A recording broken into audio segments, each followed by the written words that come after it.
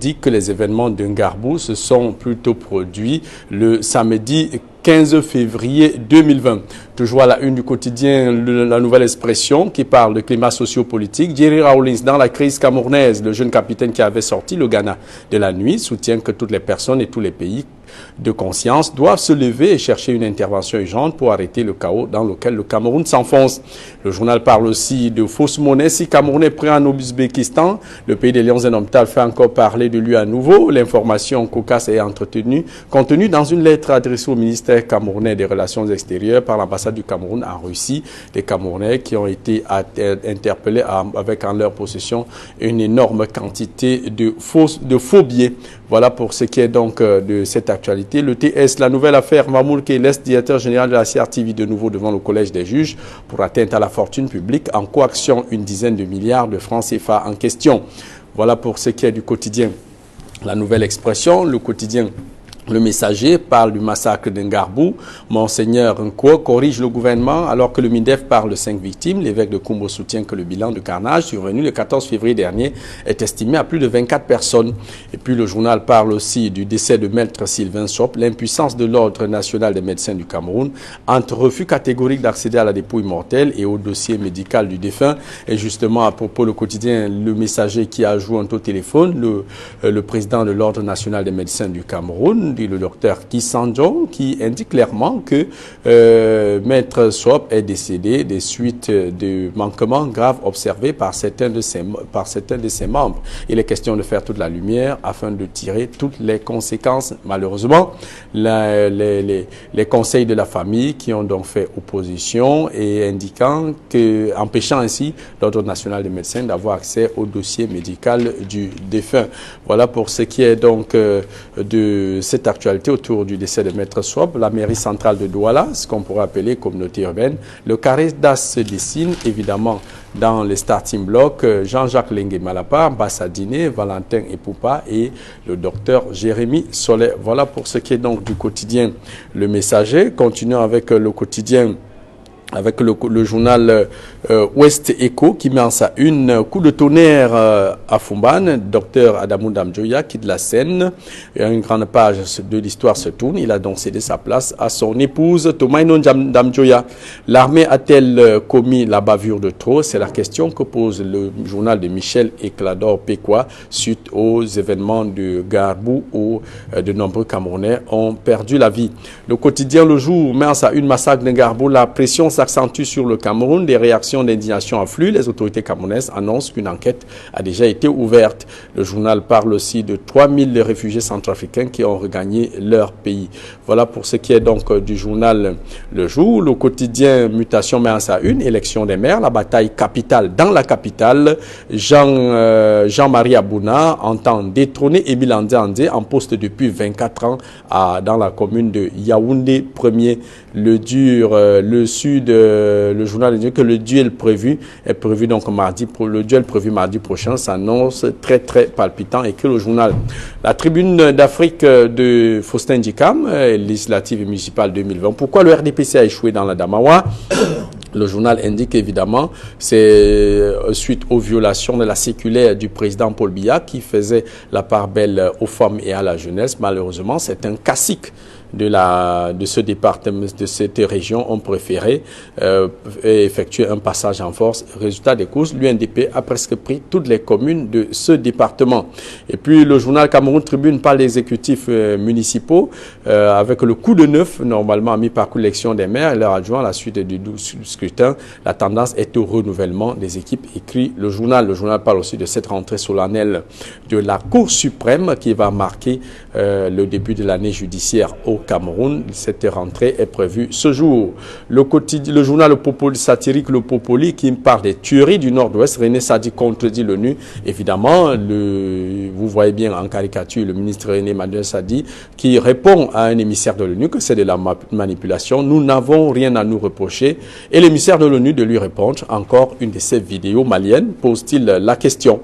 Voilà pour ce qui est donc du quotidien satirique, du journal satirique Le Popoli. On finit donc avec le journal Pile ou Face qui parle des législatives municipales à Zouaïtélé. Le coup présidentiel préoccupé par le cas d'Isabelle Ebanga. Isabelle Ebanga qui est pourtant très aimé par la population, a tout simplement été éjecté du conseil municipal et évidemment la nouvelle est parvenue au coup présidentiel qui a donc pris des nouvelles et entend tout faire pour réparer le tort causé ainsi à un élu ou alors le causer ici à quelqu'un que la population aime bien écrit donc le journal. Voilà pour ce qui est donc la revue de presse parue en kiosque ce matin. Place à présent avec nos invités du jeudi que vous connaissez évidemment. Le doyen Camille Nélé déjà en plateau. Camille Nélé, bonjour et bienvenue à la revue des grandes unes, évidemment avec l'actualité qui vous a marqué. Jean-Paul Chounet, bonjour. Bonjour Guy Hervé Fongan. Bonjour téléspectateurs de Equilanx Télévision et particulièrement ceux de la revue des grandes unes, qui est cette émission qui est très attendue chaque matin par des millions de personnes. Il y en a même qui ne vont pas au boulot sans l'avoir consulté. Oui, l'actualité qui a retenu mon attention. L'actualité, vous savez, elle est tellement trépidante qu'il est difficile de choisir une. Mais moi, ce qui m'a fait sursauter, c'est cette surprenante décision de la famille de Maître Swop de s'opposer à ce que le Conseil national des médecins du Cameroun fasse une contre-expertise. L'Ordre national des médecins du Cameroun. Les médecins, oui, fassent une contre-autopsie après celle première pratiquée sur le malheureux avocat qui est mort des suites d'un accident de circulation. Vous savez, après la mort de Maître Swop, qui a bien évidemment ému toute la société camerounaise, il y en a même qui ont pensé que cet accident aurait pu être un accident politique. Et évidemment, la famille avait demandé toute la vérité. La vérité commence d'abord par une autopsie. L'autopsie a été faite. Mais vous savez, les gens ont continué à crier dans les journaux, dans les réseaux sociaux. Et c'est certainement pour cela que le Conseil national des médecins y est allé avec une décision de refaire une contre-expertise, de pouvoir peut-être apporter des éléments nouveaux. Mais curieusement, la famille dit ne touchez pas. Alors, la famille ne veut pas savoir toute la vérité. Ou alors la famille estime que ce qui est déjà est suffisant. Donc, on peut bien se poser la question. Mais dans un pays aujourd'hui où les réseaux sociaux abrutissent complètement les gens, on peut vraiment se poser de sérieuses questions sur la volonté de cette famille de connaître toute la vérité. Peut-être que la famille connaît la vérité, je ne voudrais pas que le public en soit informé et que même si la vérité est connue, ça ne ramènera pas à mettre sur pas la vérité. Bien évidemment. Camille Nélé. Guy Hervé Fongan, bonjour et bienvenue à la revue des grandes unes avec évidemment l'actualité qui vous a marqué ce jour. Bonjour Jean-Paul, la voix de l'Ouest, et bonjour au doyen Camille Nélé que toute l'Afrique et le Cameroun nous envient. Vous êtes clinquant ce matin, Guy Hervé Fongan. C'est un peu rare venant de vous. Merci. Et avec, c'est un peu rare que nous soyons, le doyen et moi, interpellés par le même sujet d'entrée, parce que c'était également mon sujet d'entrée. Le refus que je trouve assez mature de la famille de Maître Swop, qui estime que l'Ordre national des médecins ne devrait pas aller plus loin que ça. Vous savez, il y a des vérités déstabilisatrices. Il y a des vérités qui peuvent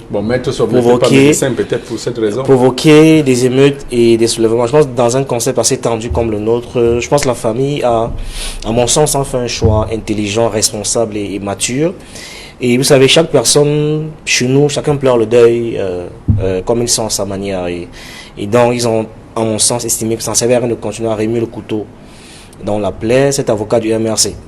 D'ailleurs, l'Ordre des médecins semble quasi certain que les circonstances de prise en charge n'étaient pas très orthodoxes et donc il n'est pas exclu qu'il y ait des erreurs médicales dans le process. L'Ordre des médecins peut sanctionner ses membres qui n'ont pas... dans le process, mais non, peut-être que c'est le mal est plus profond que ça et la famille responsable souhaite stopper l'hémorragie en limitant les dégâts pour ne pas davantage, j'allais dire, envenimer et embraser la situation. Donc je salue cette responsabilité, cette maturité-là et je pense qu'on devrait s'en tenir à ça et respecter ce choix et laisser la famille de Maître Swop faire le deuil comme ils ont envie de le faire. Et encore, je voulais dire Jean-Paul Chounet, dans le sens de ce que Guy avait formulé le deux. Vous savez, cette famille aussi peut être traumatisée par le fait de voir son fils charcuté et recharcuté, parce que les gens n'ont pas encore assisté à une autopsie, mais c'est quelque chose de saisissant. Alors il a déjà été autopsié une première fois, pour subir une deuxième autopsie, vous avez imaginé qu'on est en train de lui ouvrir la tête, de lui ouvrir le cœur, de lui ouvrir ceci, cela. C'est peut-être ça aussi l'une des raisons, parce que la contre-autopsie induit une autopsie totale, une nouvelle autopsie totale. Et c'est pas toujours...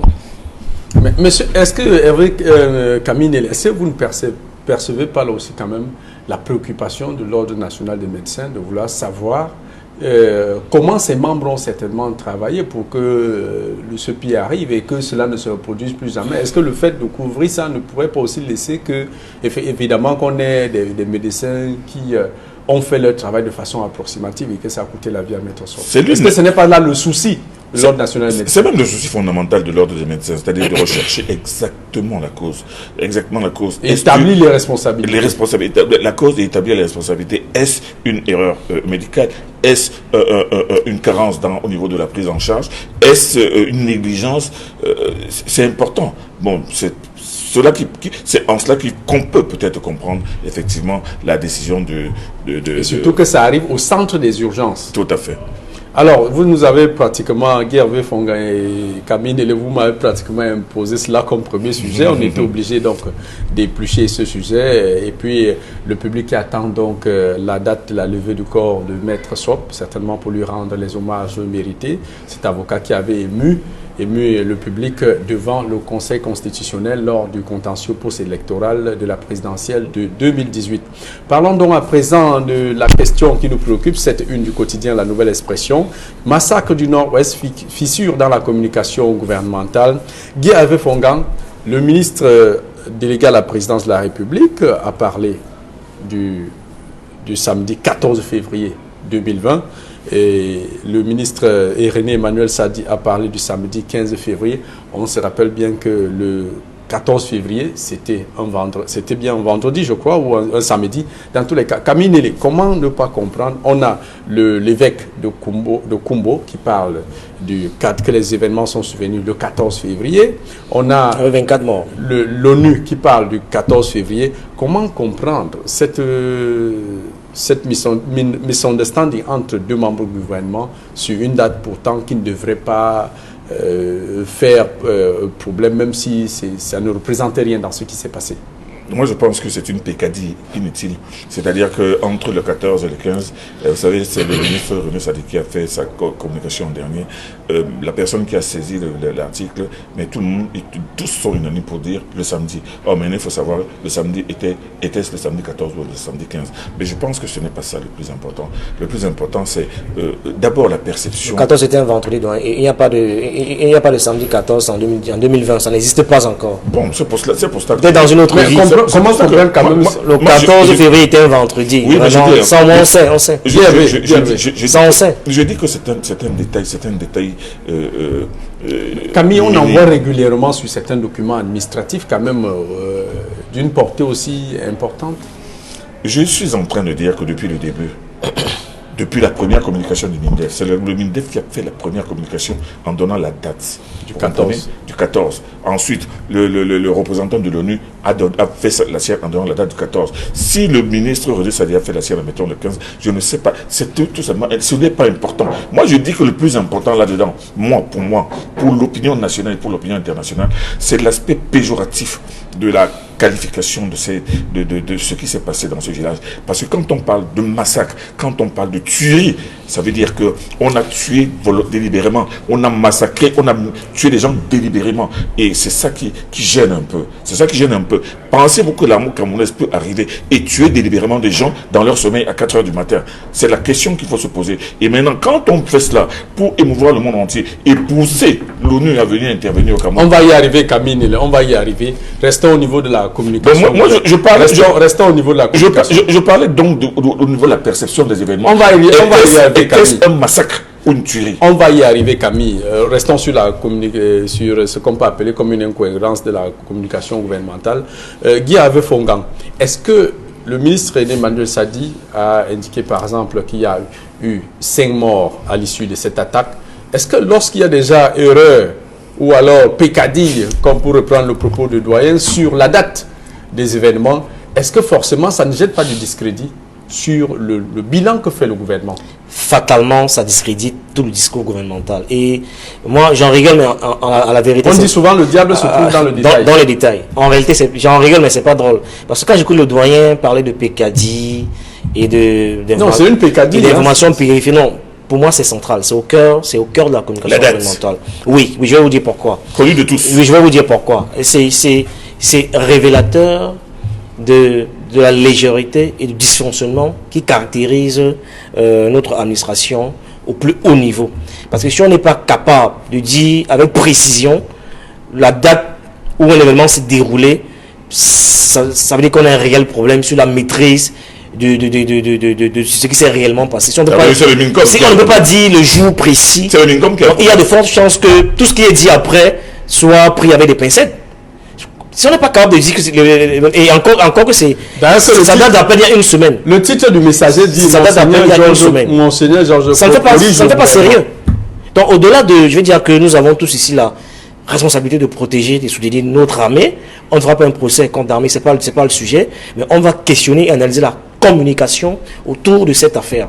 Pour dire que, au-delà de la fissure, telle que la nouvelle expression l'a indiqué, il y a un vrai dysfonctionnement au niveau de notre discours public, de notre politique gouvernementale. Parce que la vérité, on ne peut pas... Si déjà on n'est pas d'accord sur la date, encore que, regardez la chronologie des événements. D'où vient-il qu'un même événement, la première sortie, 3 jours après du 7, vous avez le CELCOM du MINDEF qui prend la parole. Après, vous avez le MINDEF lui-même qui prend la parole. Après, vous avez le MINCOM qui prend sur le même événement. Et dans le même communiqué, vous avez des informations contradictoires. Je veux dire qu'en 24 heures, en à peine 24 heures, vous avez 3 sorties de 3 personnes qui parlent escatégra. Moi, ça pose un problème de cohérence et d'harmonie et de cohérence du discours gouvernemental. On ne devrait pas... La communication. On ne devrait pas vivre ça, justement. Et surtout pour quand on fait une analyse du contenu de ce qui est dit dans le premier, le deuxième, le troisième communiqué, eh bien, c'est de nature à embraser la situation parce qu'on commence par un déni des faits. Pour venir après reconnaître les faits, pour venir au dernier paragraphe indiquer qu'une enquête sera ouverte. Je veux dire que en lisant le communiqué, on a l'impression qu'on a pris 4 personnes différentes qui chacun écrit un paragraphe et on les a mis ensemble et on a balancé. Je veux dire qu'il faut qu'il y ait un minimum de rigueur. Et moi, ça me conforte dans la posture selon laquelle, d'ailleurs, que j'ai toujours eu, c'est que la communication, c'est un métier. Vous voyez, aujourd'hui, il faut mettre toutes les choses en contexte. L'image de notre armée est suffisamment écornée. Et dans une communication de crise comme celle-ci, l'information ne suffit plus. Encore que l'information, dans les 3 communiqués, l'information n'apparaît nulle part parce que dans le deuxième communiqué, on parle il se pourrait qu'il y ait 5 morts. Alors que le premier communiqué parle de manière affirmative. Donc si 3 jours plus tard, on revient par le conditionnel, ça veut dire qu'il y a un problème. Et à partir de ce moment-là, cette action aurait pu être l'occasion de redorer parce c'est une image qui est suffisamment écornée. Il y a une rhétorique, j'allais dire, sécessionniste qui contribue à diaboliser notre armée. Et ce type de discours n'est pas de nature à ramener la calmie, à présenter l'armée telle que nous, on voudrait la voir comme une armée qui protège les biens des citoyens. Guy Hervé Fongan, autrement, l'armée doit être professionnelle, sa communication aussi doit être professionnelle. Absolument. Vous aviez un dernier mot là-dessus, Camille Nélé. Je persiste et signe que la date du 15, pour moi, ça doit être une erreur de secrétaire, une erreur de rédacteur. Mais c'est justement cette erreur qui pose problème. Le rédacteur du discours du ministre, mais quand on regarde le reste, c'est-à-dire que les communiqués qui sont apparus... Vous avez eu les 5 paragraphes du communiqué? Comment c'est décousu? On ne va pas revenir là-dessus. Vous n'allez pas... Ça fait l'objet de la censeur ou le rédacteur en chef des discours des ministres... Allez-y Camille, ça fait l'objet des débats sur d'autres plateaux, Guy Hervé Fongan. Non, ce que je voudrais dire, c'est...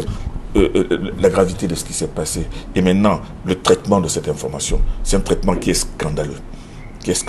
Scandaleux pour nous-mêmes, scandaleux pour notre pays et scandaleux pour l'image de notre pays et l'image de notre armée. Parce qu'il est inadmissible.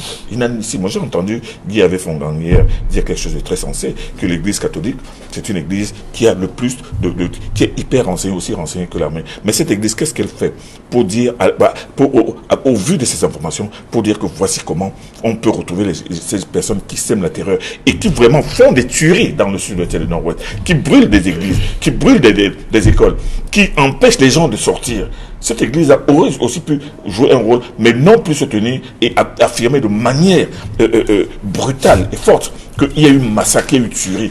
est-ce que cet évêque est arrivé sur le lieu pour parler de massacre, pour évaluer ce massacre-là? C'est ça qui est assez important. Donc, ce que je pense, et ce qui est important pour le peuple aujourd'hui, c'est de savoir qu'il y a des événements qui sont produits dans un village. Il y a eu l'armée qui s'est retrouvée sur un terrain d'opération, parce que ça, c'est sa mission dans le Nord-Ouest. Débusquer les terroristes, les traquer et les neutraliser. Ça, c'est dans l'intérêt des populations. Si, dans cette opération, il y a eu des dégâts collatéraux, parce que quand on parle des dégâts collatéraux de l'armée camerounaise, les gens semblent découvrir ce terme aujourd'hui. Quand on regarde un peu les dégâts collatéraux de l'armée américaine en Irak, quand on regarde les dégâts de l'armée américaine au Vietnam, c'est des milliers, des millions de civils qui ont été tués dans des bombardements. Les gens n'en parlent pas. Vous comprenez? Quand on parle des débats des collatéraux, là où il y a une guerre, là où il y a une guérilla, ça c'est des choses qui sont inévitables la plupart du temps. Et ce qui s'est passé, quand on qualifie cela d'assassinat et de tuerie et de massacre, ça veut dire que c'est quelque chose de délibéré. Et c'est ça qui est difficile. Le plus important, c'est de donner l'information, mais pas de qualifier les faits de façon péremptoire. Et c'est ça qui me scandalise en tant que communicateur et en tant que personne qui tient à éclairer la population. Camille, oui. J'ai une préoccupation qui me vient à l'esprit. Si par exemple dans un pâté de maison ou dans un quartier, on a des ambaboys, des sécessionnistes qui s'infiltrent dans ce quartier et que l'armée ne parvient pas à extraire ces ambaboys parmi la population, parce que la population ne coopère pas. Qu'est-ce que l'armée fait? L'armée laisse tomber et retourne dans les casernes, ou bien on prend d'autres actions drastiques pour, quitte à ce que, en cherchant ces sécessionnistes, ceux qui seront tués soient considérés comme des dégâts collatéraux. Mais c'est ce qui arrive sur tous les théâtres d'opération du monde entier. De toute façon, Bachar el-Assad, lui, quand son armée arrive et qu'il y a des terroristes qui sont détectés quelque part, on bombarde tout le pâté. Et après, pourquoi personne ne demande des comptes à Bachar el-Assad? Pourquoi l'ONU ne va pas compter le nombre de dégâts collatéraux? On y arrive. Si, justement, c'est pour ça que moi je dis qu'il ne faudrait pas que ce soit au Cameroun. On y arrive. La question est prévue. Guy Fongang sur cette question. Non, je ne voudrais pas qu'on s'égare du sujet, qu'on s'éloigne du sujet davantage. Il n'est aucunement question ici de faire le procès de l'armée. Pas du tout, mais alors pas du tout. Nous analysons et questionnons une prise de parole publique. Et si vous voulez, la communication publique autour de cette devrait être en principe nickel. Qui devrait être nickel. C'est de ça qu'il s'agit. Pas de faire le procès de l'armée. Et pour le cas d'espèce, le discours qui a été servi dans l'espace public, au sens de Habermas, nous pose d'énormes problèmes dans l'analyse. Parce que voyez-vous, on aurait pu éviter ça si, parce que quand l'événement a eu lieu le 14, il a fallu attendre 3 jours. Et je suis de ceux qui pensent qu'on a un des systèmes de renseignement les plus efficaces qui existent. Ce qui peut me laisser supposer que quelques heures après, l'armée avait les éléments assez clairs sur ce qui s'est réellement passé. Donc une première sortie. Aujourd'hui, la communication se modernise aussi de manière de faire des pratiques également. La réactivité permet d'étouffer la rumeur. Et, tout à fait, parce que si vous ne dites pas, on dit pour vous et on fait pour vous. Le fait qu'on ait, pendant 3 jours, assisté à un récit médiatique assez déstabilisant, et il y en a qui ont même commencé à parler de génocide. On a lu ils en parlent depuis longtemps. L'information sur France 24, BBC, CNN, RFI. Vous savez, les médias à renommée, non pas sensation. Les médias à portée internationale sérieux ont pendant 3 jours fait un ramadan médiatique assez déroutant. Donc c'est 3 jours plus tard qu'on a une première sortie du CELCOM et quelques temps après du MINDEF et plus tard du MINCOM. Dans tous les cas, on aurait pu éviter ça. Nous-mêmes, on aurait pu prendre les devants, et indiquer à la population ce qui s'est passé. Des dérapages et des dégâts collatéraux existent dans tous les corps de métier. Dans la médecine, dans la presse, il y a des dérives. Autrement dit, on n'est pas sain. Si je vous résume, autant on fait le renseignement préventif, on devait faire aussi la communication préventive pour éviter que ça aille un peu dans tous les sens quand on est déjà quelque peu... C'est un secret politique. Alors, restons dans ce dossier. C'est un dossier qui intéresse beaucoup de personnes. Il y a Jerry Rawlings du Ghana, l'ancien président du Ghana, qui dit pourquoi le monde est-il silencieux au sud du Cameroun, et il dit que tout pays de bonne conscience et tout citoyen du monde qui doit participer pour que le Cameroun puisse éviter ce chaos. Il y a de même Christian Pendae Koka, le coordonnateur du mouvement Agir, qui appelle carrément à une intervention de l'ONU au Cameroun. Camille Nélé, vous vouliez tout à l'heure de revenir là-dessus. De quoi retourne tout ça? Le point de vue du président Jerry Rawlings, quelqu'un dont la renommée en Afrique ne souffre d'aucune contestation, je pense que son point de vue est un point de vue, le point de vue d'un homme politique mature, et un homme politique qui aime l'Afrique, qui aime l'humanité, qui aime surtout la paix. Donc, quand j'entends M. Pene Koka, pour qui j'ai beaucoup de respect, mais qui me déroute tout simplement en demandant de manière péremptoire l'intervention de l'ONU, j'ai l'impression qu'il n'a pas bien fouillé dans son souvenir, et je ne sais pas s'il a trouvé quelque part un seul jour là où l'ONU est venue intervenir pour établir la paix. Je ne sais pas si il se souvient. La Centrafrique à côté nous parle. La Centrafrique à côté, l'ONU est là depuis plus de 15 ans, hein, mais n'a rien résolu et les massacres continuent.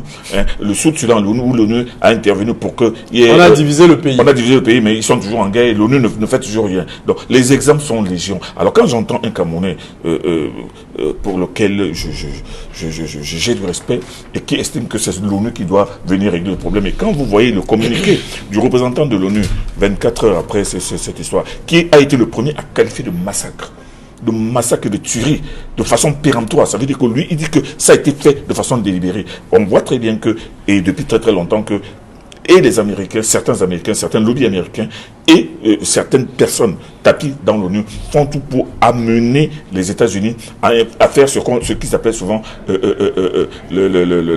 l'ingérence humanitaire. Parce qu'on parle de génocide, on parle de tuerie. Créer des zones tampons.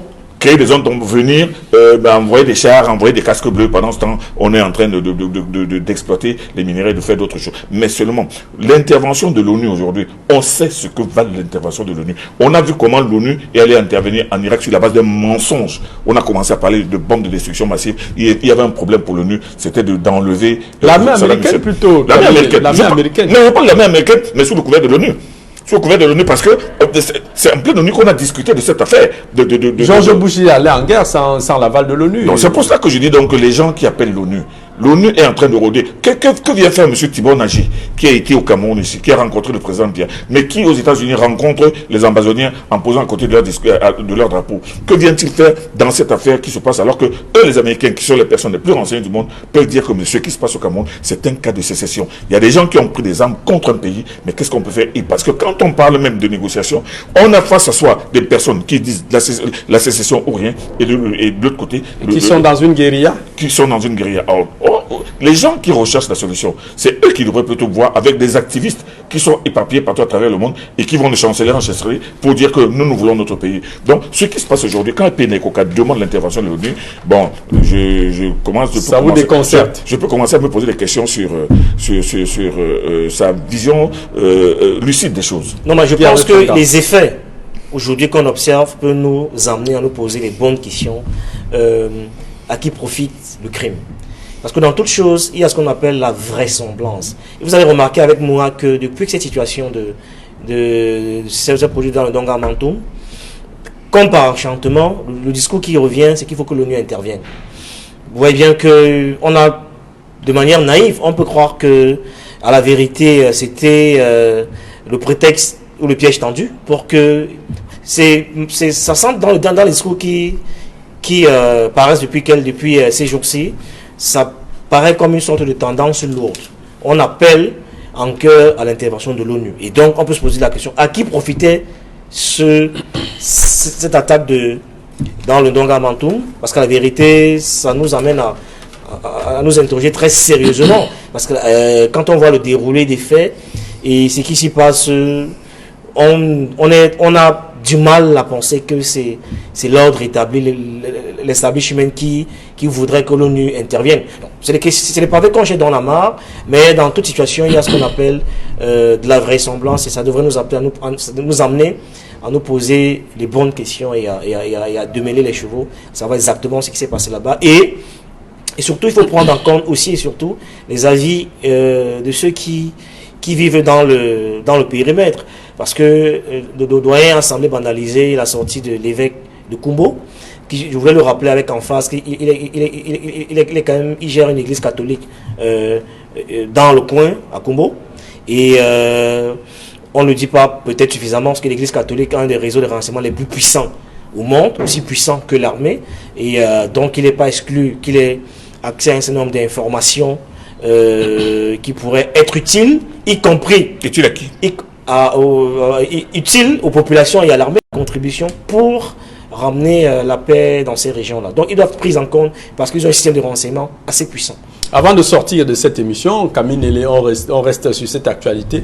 Cet autre incident survenu dans le nord-ouest, le MINEF qui a annoncé l'interpellation d'un militaire à Bamenda.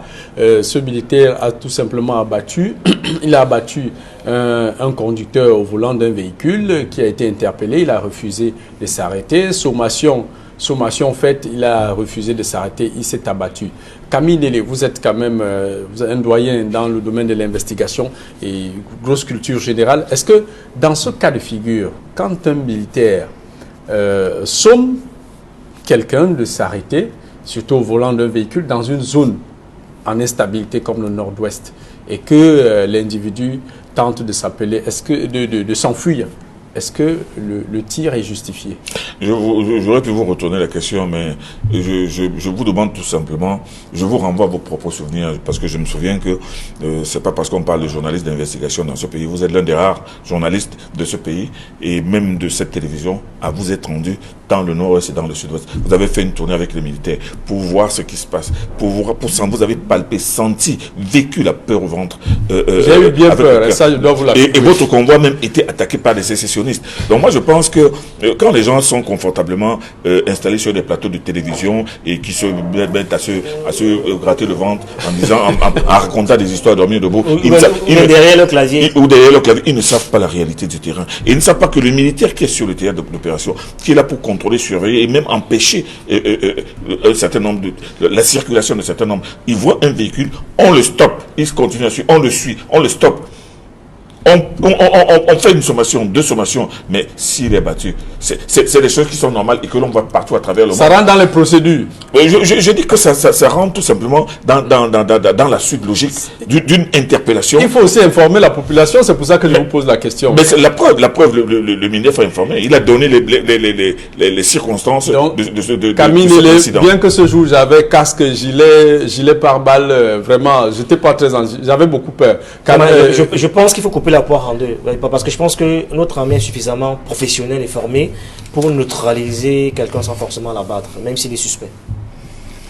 Même dans un théâtre comme celui de la crise anglophone. Même s'il est suspect, je crois que l'armée a suffisamment de techniques et de méthodes pour neutraliser un individu, même s'il est suspect sans forcément l'abattre. C'était peut-être le dernier moyen. Et si le militaire se trouvait tout seul? Je me rappelle, si vous vous souvenez des émeutes de 2008, j'ai vu un seul militaire. Je me rappelle ici en Dokoti, seul qui avait neutralisé toute une foule de population, il était seul. Un jeune militaire du BI. 2008, en 2008, les émeutes, il était tout seul. On est en zone urbaine. Tout mince. Il avait neutralisé toute une foule de population et personne n'a osé avancer. C'était la première fois. Il était seul. Personne n'a avancé. C'était la première sortie du BI. C'était la première fois qu'on voit les neutralisés à distance. Merci Guy Hervé Fongan, merci à Camille Nélé. Nous sommes arrivés au terme de cette édition de la revue des Grandes Unes. Rendez-vous demain pour une autre édition. Restez scotchés sur les programmes d'Equinox Télévision avec 10-12 de Zénith qui démarre dans quelques instants.